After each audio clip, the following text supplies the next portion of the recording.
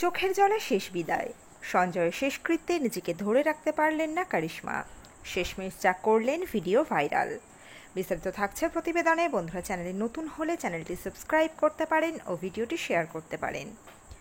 আজই শেষ দেখা। শেষবারের মতো প্রাক্তন স্বামীকে দেখতে মুম্বাই থেকে দিল্লিতে ছুটে গিয়েছেন কারিশমা কাপুর। দুই সন্তানকে সঙ্গে নিয়েই তাদের বাবার শেষকৃত্যে যোগ দিয়েছেন কারিশমা। দিল্লিতে পরিবারের উপস্থিতিতে বৃহস্পতিবারই লোধি রোডের শ্মশানে শেষকৃত্য সম্পন্ন হচ্ছে সঞ্জয়ের। সম্প্রতি সোশ্যাল মিডিয়ায় ছড়িয়ে পড়েছে শ্মশানের একটি ভিডিও, যেখানে বলিউড অভিনেত্রীকে তার প্রাক্তন স্বামীর প্রতি শ্রদ্ধা জানাতে দেখা গিয়েছে। শ্রদ্ধার নিদর্শন হিসাবে তাকে ঐতিহ্যবাহী সাদা পোশাকে দেখা গিয়েছে।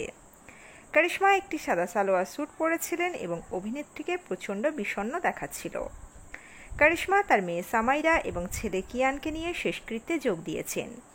অভিনেত্রীর বোন করিনা কাপুর এবং তার স্বামী সাইফ আলি খানও তার সঙ্গে দিল্লিতে গিয়েছিলেন। তবে শেষকৃত্যের ভাইরাল ভিডিওতে তাদের দেখা মেলেনি। গত 12 জুন লন্ডনে আচমকাই মৃত্যুর কোলে ঢলে পড়েন কারিশমা কাপুরের প্রাক্তন স্বামী এবং ব্যবসায়ী সঞ্জয় কাপুর। সঞ্জয় কাপুর পোলো খেলার সময় হৃদরোগে আক্রান্ত হয়ে মারা যান। তার মৃত্যুর পর থেকেই এদেশে শেষকৃত্য নিয়ে বহু টানাপোড়েন চলে। নাগরিকত্ব না থাকার ফলে আইনি জটিলতার কারণে সঞ্জয়ের দেহ দিল্লিতে আনতে বেশ নানা সমস্যায় পড়তে হয়েছিল পরিবারকে, যার কারণে দীর্ঘ 6 দিন পিছিয়ে গিয়ে আজ হচ্ছে শেষকৃত্য। উল্লেখ্য, আগামী 22 জুন দিল্লির একটি 5-তারা হোটেলে সঞ্জয়ের স্মৃতিতে একটি স্মরণ সভার আয়োজন করা হয়েছে।